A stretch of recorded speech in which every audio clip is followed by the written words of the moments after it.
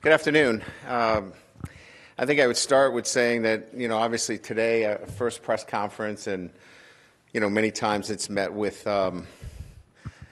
how good things are, and our football team is going to have the best season ever. Everybody's full of optimism. I'm certainly full of optimism as well. But I think we all need to be reminded that it's been 6 months, really, going on 6 months, that we've begun working for this day. So a lot of work has really taken place in shaping and forming this football team. Our guys, it's pretty clear, love to compete. We saw this in our off-season workouts. We saw it in the spring, and again this past summer. I'm so really proud of our football team in the way that they have looked at this season and really have focused on excellence in every fashion. And I know you guys want to talk about positions and who's going to play where, but I will tell you this. We go 8 weeks in the summer without a depth chart. There's no first team and second team bench press guy or squat guy. And so it's really about building that competitiveness amongst your group. Secondly, it's about how your guys get along. And I can tell you, standing here in front of you today, without playing a football game, that our guys love to compete. They love the challenge of being here at Notre Dame and the kind of schedule that we play. And they love the opportunity to be around their teammates. So if that's any indication of where we're going to go, it's a good start. It's a good start because all the other stuff, who's going to play what position, we're going to go compete over the next month, and we're going to figure all that out. So as far as definitives, I wanted to give you the definitive about this team. They love to compete. They enjoy being around each other, and they relish the opportunity for the challenge that's in front of them. Because we know it's a great challenge, but one that they're looking for. I think the other one that I know has been prevalent amongst our football team and really was the message moving forward was accountability.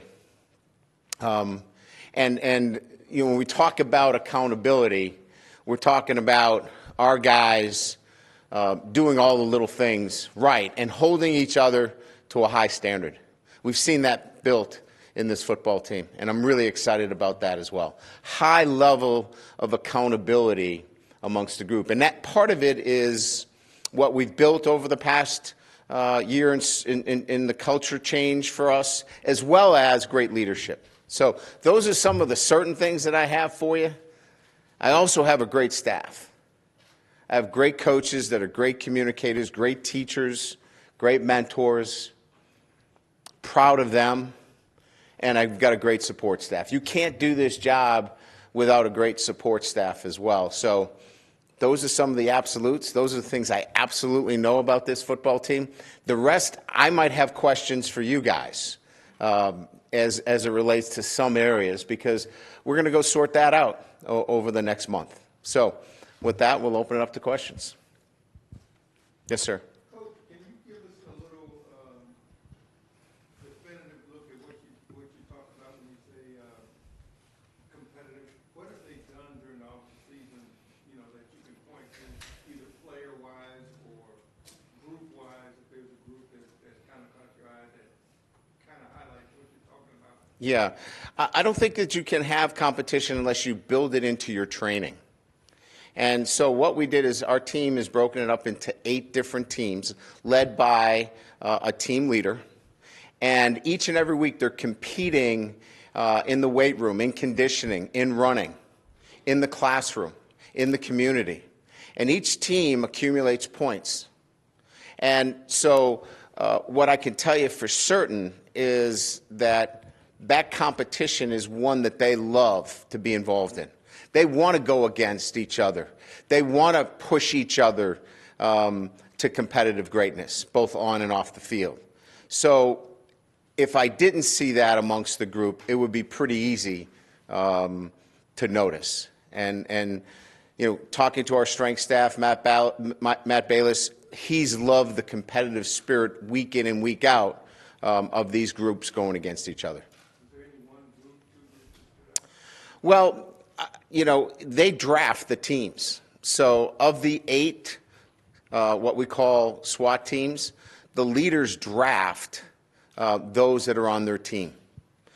And so you could say that some are maybe better suited at drafting than others, looking for balance.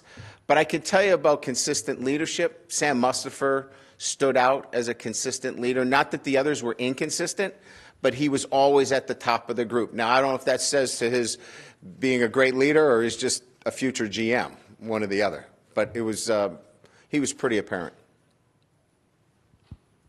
Brian? Yes. Did you have questions for me first? I just wanted to know what the injury situation looked like, because I haven't been around.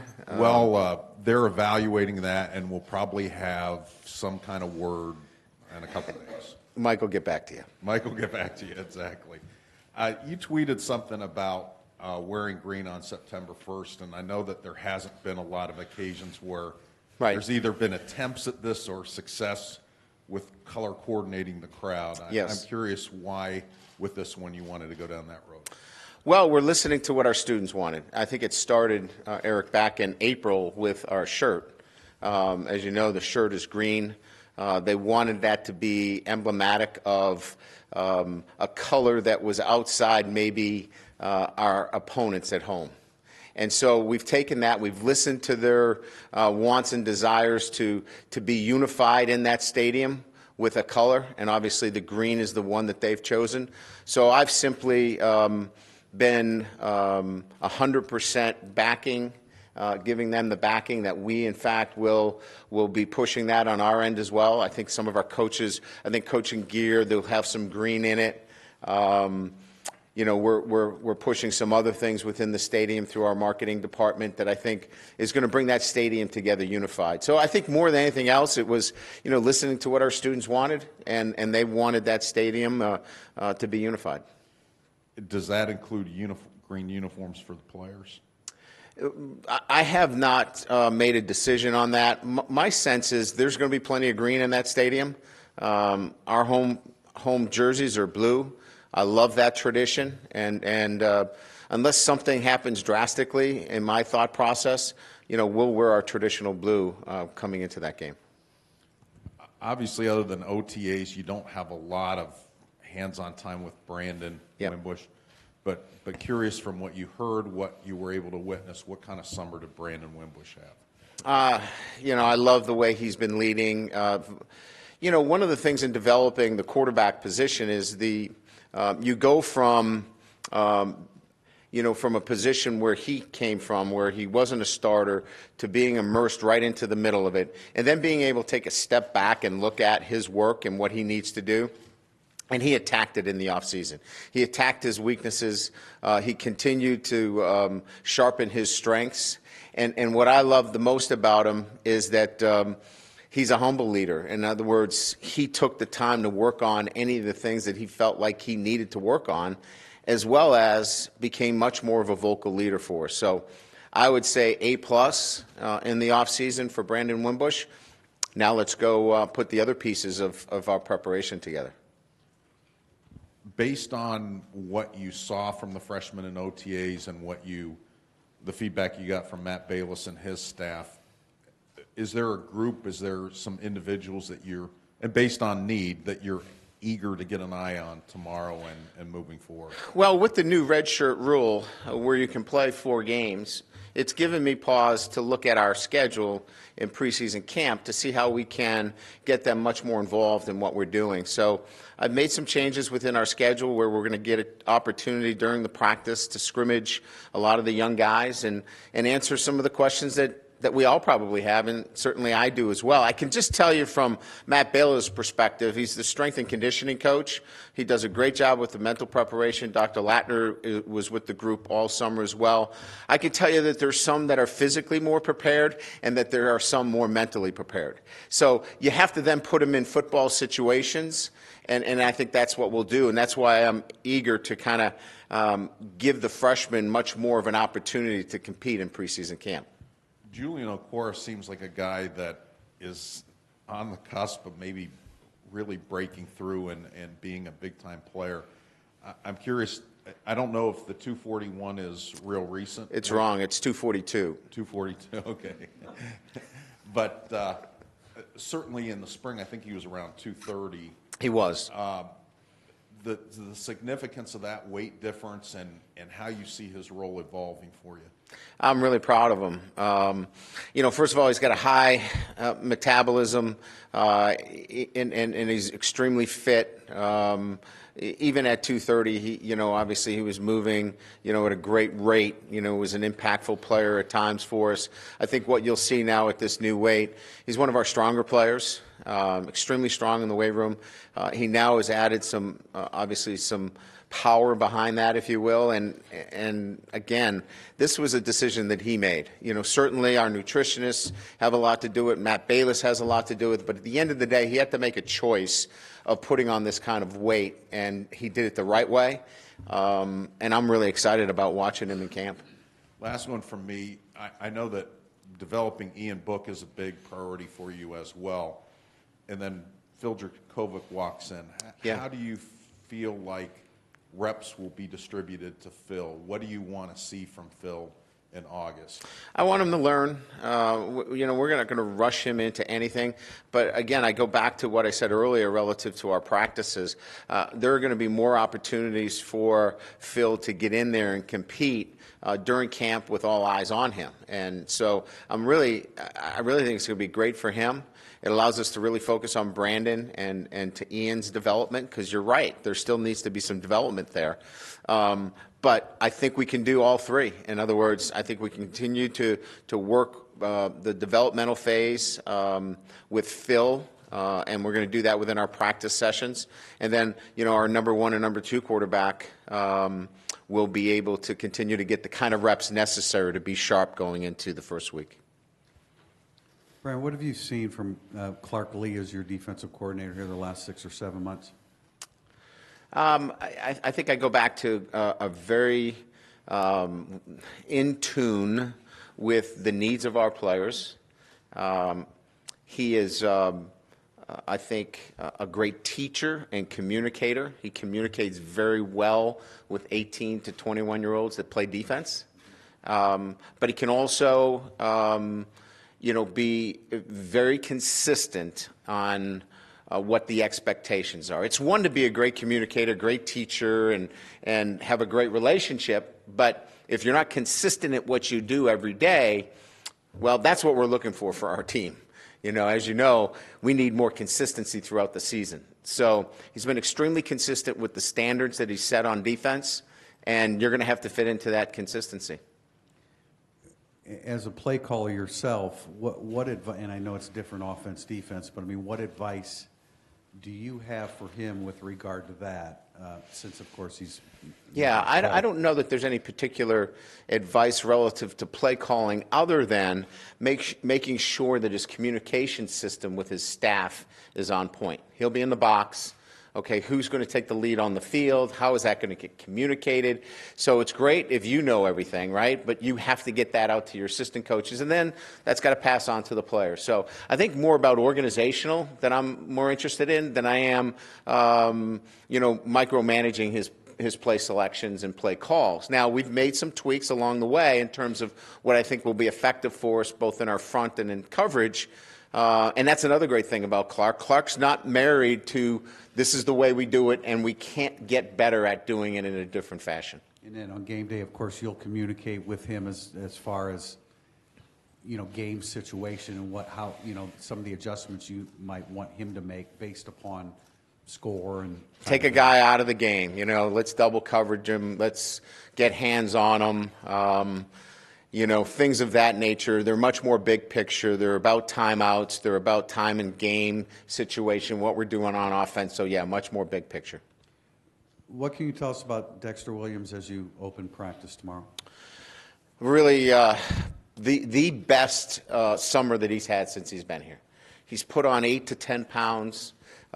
His volume is up in terms of his ability to sustain his cardiovascular at a high level. He can go. He struggled with that at times last year.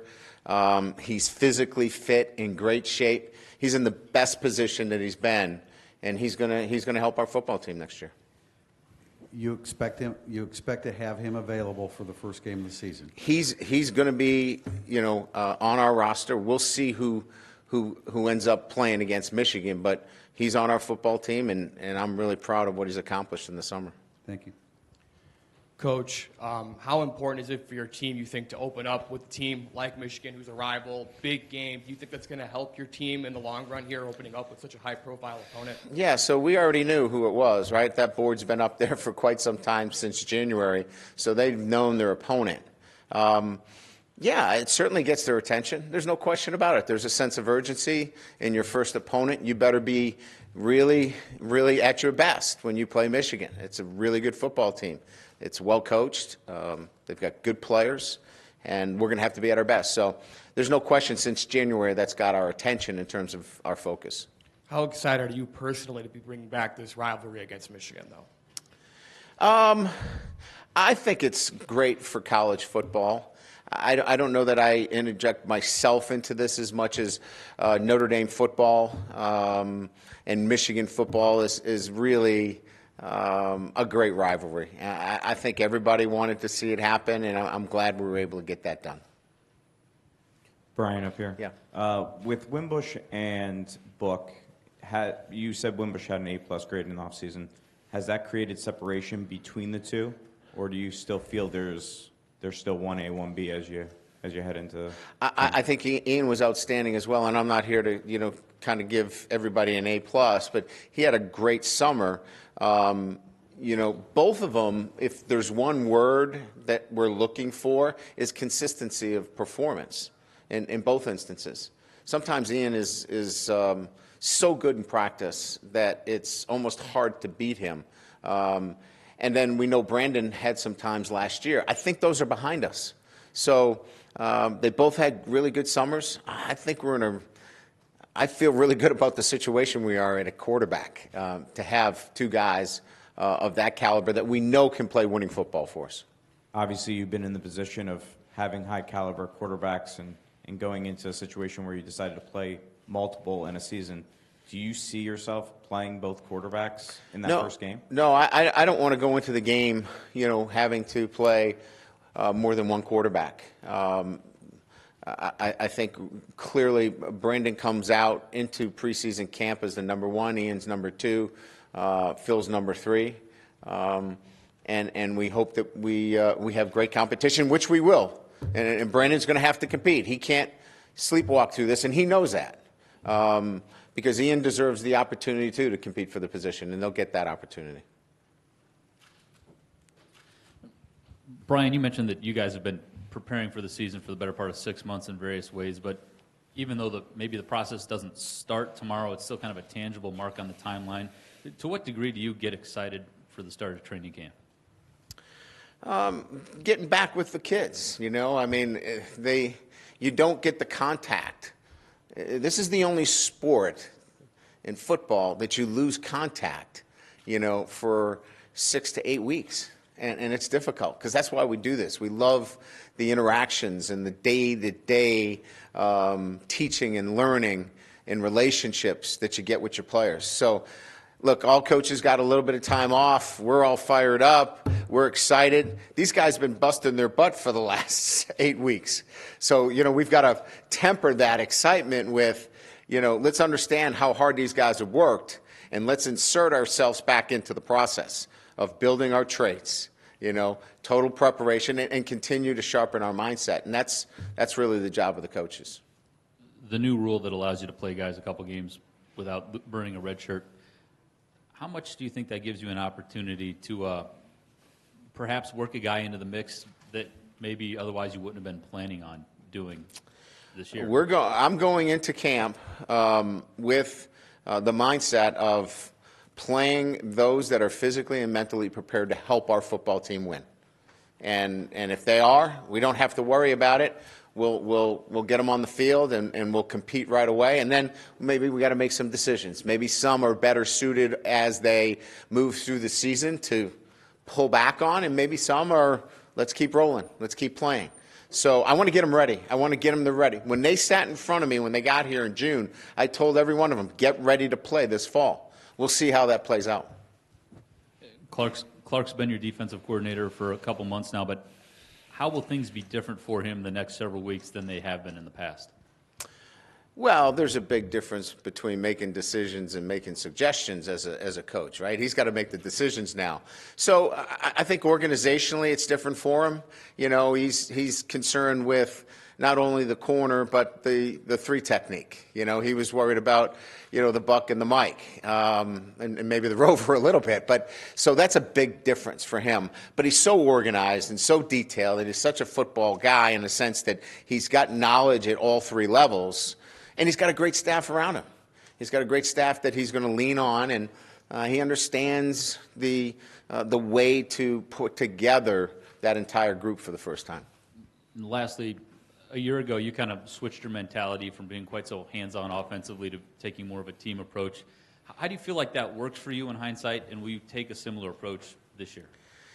You know, I thought we prepared our football team very well, except for the exception of the Miami game, which I've publicly taken the responsibility for, and I should.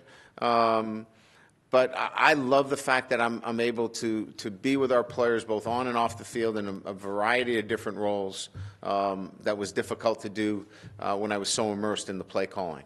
So I enjoy it. I know our players enjoy having me around much more on a regular basis, in meetings, in the training room, in the locker room, and we'll continue to do that. Brian, over here.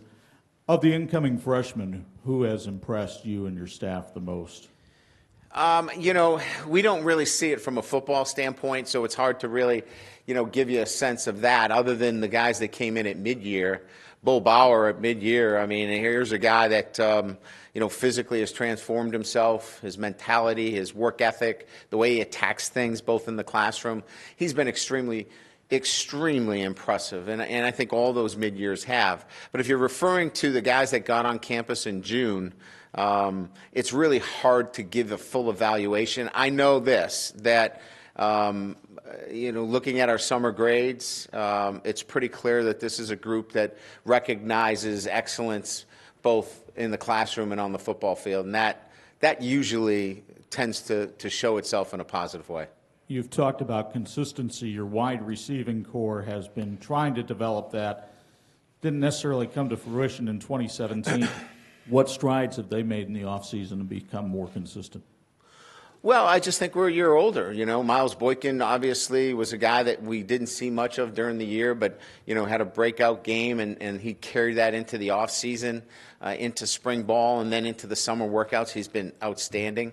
I think you look at Chase Claypool as he continues to grow as a young man, is taking on much more of a approach that he's got to be thinking about his traits instead of his talent on a day-to-day basis. I think you see great growth there.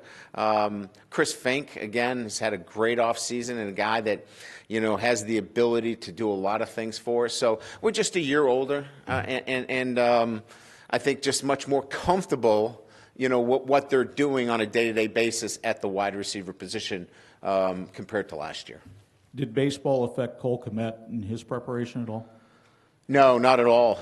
You know, he had a 3.4, 3.5 GPA, was able to help the baseball team, which was awesome, and still did all the things necessary to be the kind of impact player we believe he's going to be as a tight end. And to quote Eric Hansen, last one from me, how has marriage affected Drue Tranquill? You know, he just, you know, Drew's a hard guy to he doesn't change much. You know, every day he's on top of it. You know, you talk about accountability and responsibility. He takes it all on his shoulders. I'm sure that he's very happy. I know that for sure. It was a great wedding. And I think it's a great relief that now that he can just focus strictly on football and what his future is going to be. Coach, can you talk a little bit about your offensive line from spring to summer, and in particular Liam? Has he continued to improve as you thought and saw during the spring? Well, I think he's had great improvement. You know, we started the spring where we weren't certain whether he could play left tackle. Now we know he can play left tackle. And so I think that in itself says a lot about Liam seizing the opportunity that he had with the departure of Mike McGlinchey. And now it's really development in the football nuances of the position. He's strong enough, he's athletic enough, he's smart enough, but you got to play the game, you know.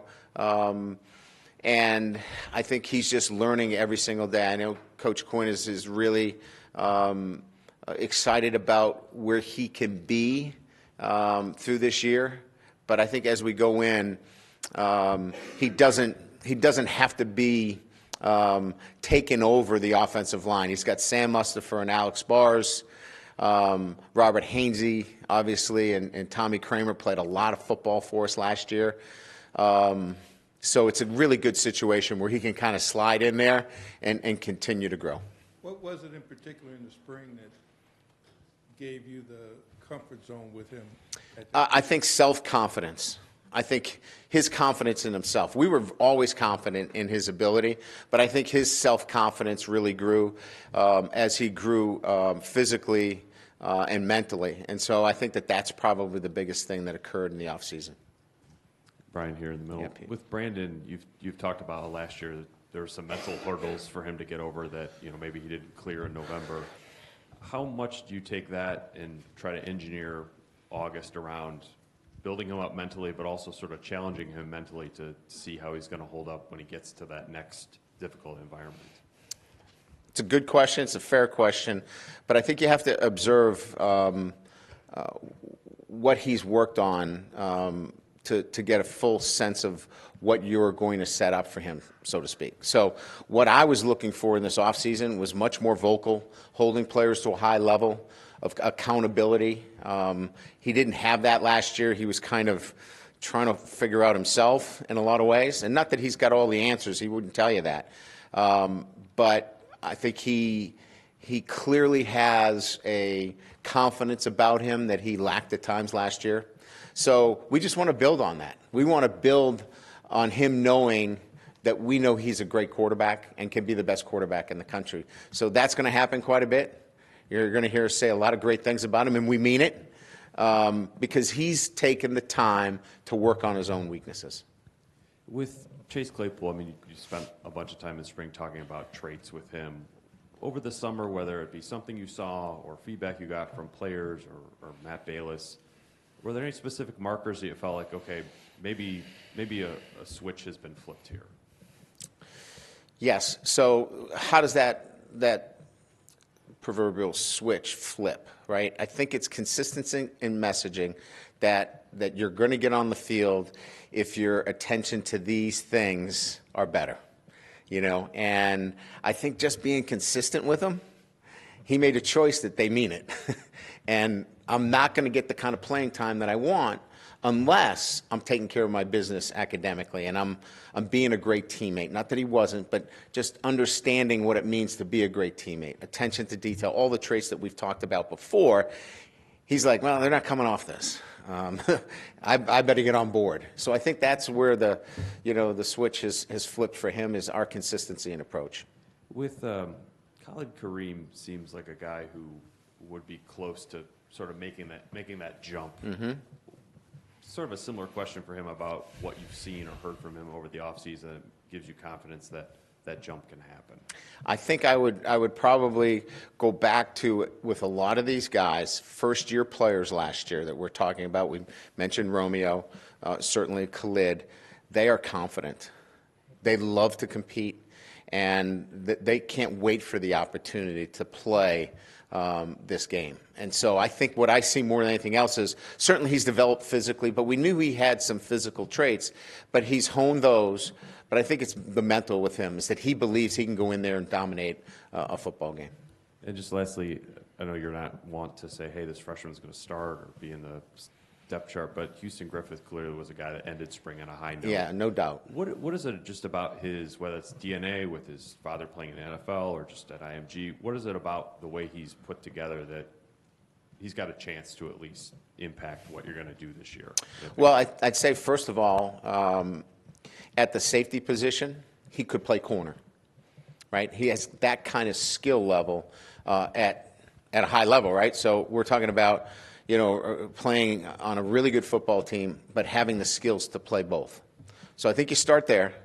And then functional intelligence. Functional intelligence for the position in which he plays. He can diagnose, he can see things, he reacts quickly to things that are in front of him. So I would say, first of all, the skill set is high at that safety position for him because he could play corner, and then the functional intelligence in which he plays the position. So age really doesn't become a disqualifier for him.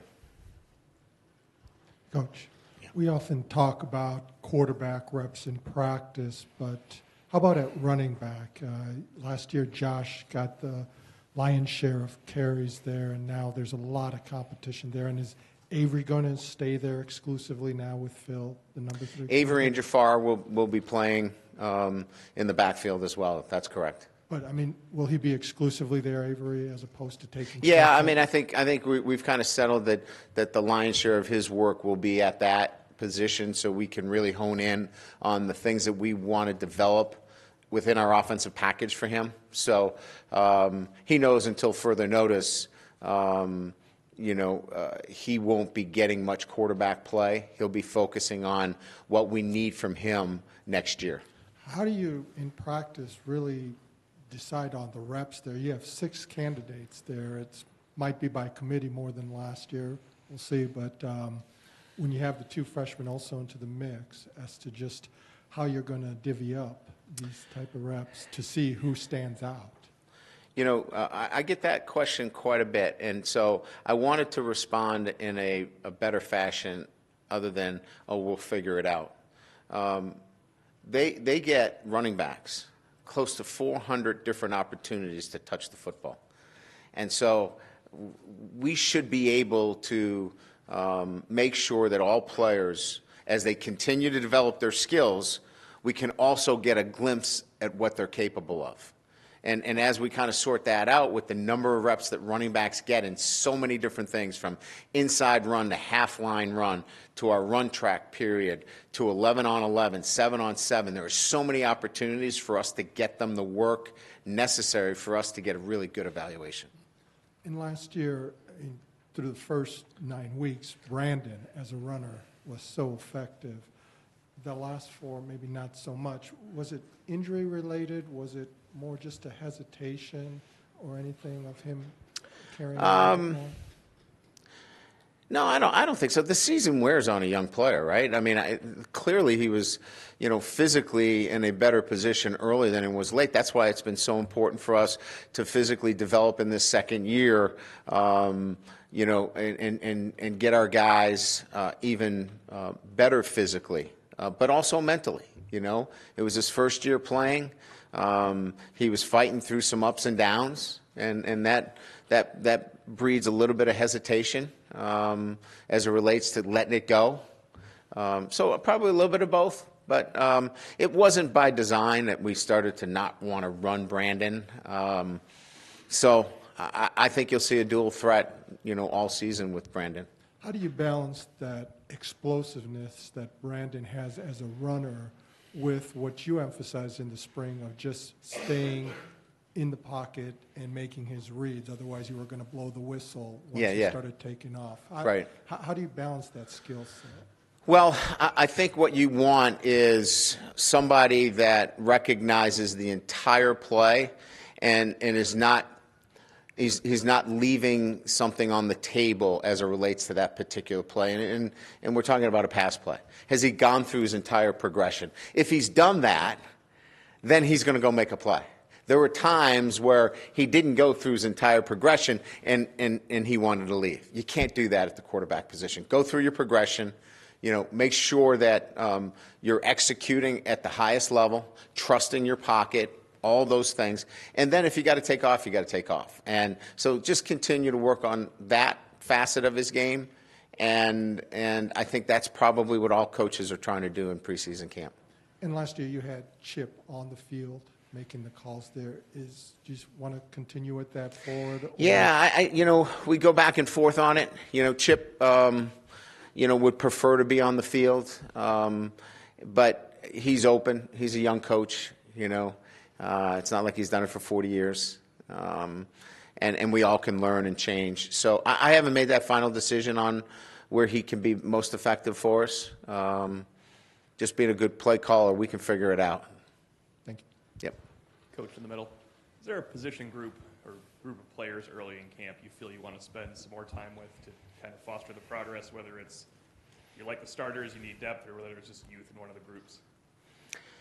No, I don't think so. I mean, I haven't targeted in my own mind that, hey, I'm going to go stand next to the running backs, for 3 periods, or I'm going to go check out what the safeties are doing, or what's the depth look like at a particular position.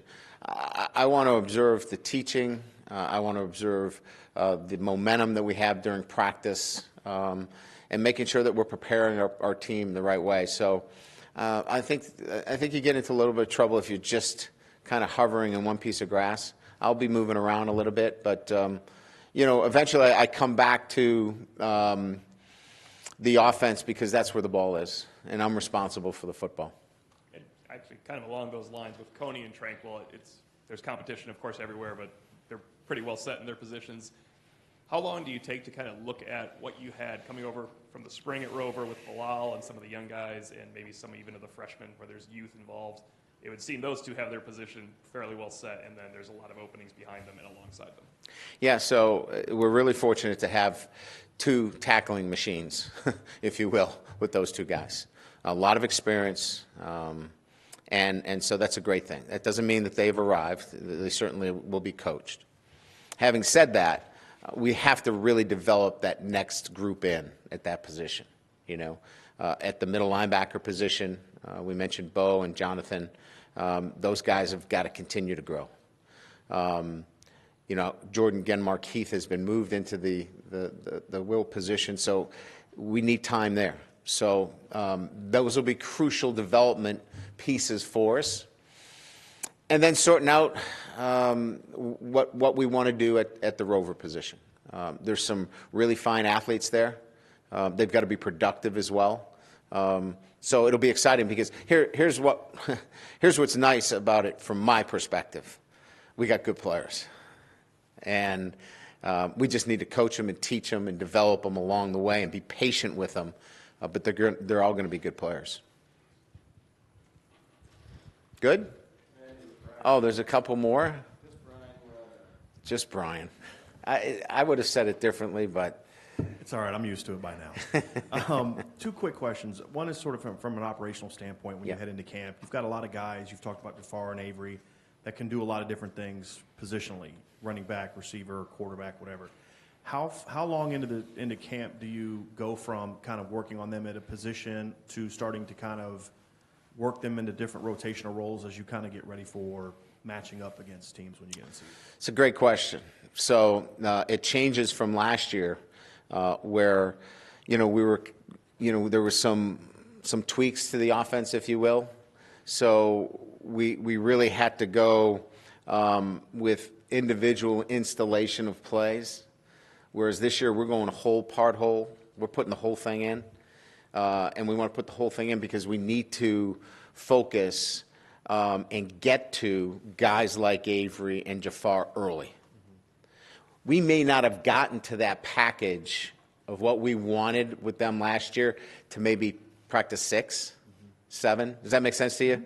So we've got to put it all in. They've got to, to drink through a fire hose for the first couple of days, but we need to do that so we can start to work on some of these packages that we want to employ offensively.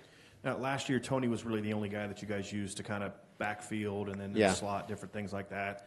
He goes down, he's injured for several weeks, so it kind of took that out. It certainly did. What does that package do, where you've got Jafar, Avery, and now Tony, who can all line up in the backfield as a two-back set or go in the slot and run routes? What does that do for a defense, and how does that impact your offense to be able to have that on a somewhat consistent basis? Yeah, it's very difficult to match up to, because really what you're talking about here is we can employ 3-4 tight ends in some sets, and then we could be still in 3 tight ends with 2 backs. And it's really difficult, and that's why we want to get all this coming together. We have a lot of weapons. We've got to sort it out. We want to be able to come up with a comprehensive package that keeps defenses on their toes with personnel groupings, and these guys enhance that ability to do that. All right. If we have time for one, then we have time for 2, don't we? Is there a second? Only if there's a second. Is there a second question? We're going to do 2 then. Thank you, Lakin. Coach, in light of the national college football story that broke yesterday, and I'm not going to ask you specifically about that, but how do you balance as the CEO of a program from not being overbearing to the people inside this building, but also being cognizant of their personal lives and how that could affect the overall program? Well, I think, any head of an organization, CEO, and I'm just using CEO as a head of an organization, any president, I think their job starts with the care of all their employees and providing a safe environment for them to work. I want our people to come to the office every day and know that they're in a safe and caring environment on a day-to-day basis. And I think that's the job of any president or CEO.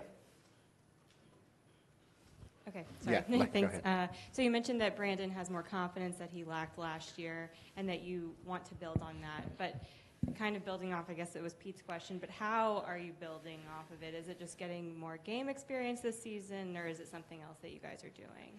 Well, I think it's been well chronicled in the sense that, we've gone outside these walls to continue to work on his technical development. That continued to take place. He's just getting back from some of that work today that he had this past week. So he's really committed himself to improving the fundamentals and the technical, approach to the game. And then the second piece is that we put him in as a leader of one of our SWAT teams. And that's a leadership position which requires to hold people accountable on a day-to-day basis. And that was the next stage that we wanted Brandon to work at that quarterback position, because he's got to hold everybody to a high standard. And when he's confident, there's nobody that will stop this offense, because everybody believes in Brandon Wimbush. So if he walks out there and he is confident in what he's doing, he has the Larry Bird effect on everybody, where everybody raises their play, because if Brandon's confident, we've seen what happens when he's a confident player. Those are the 2 things in particular. And the outside was Taylor Kelly. I'm sorry? The Taylor Kelly, that's what you were referring to? Yes, that's correct. Yeah. All right. Thank you. We'll Thank see you you, down at everybody. Culver.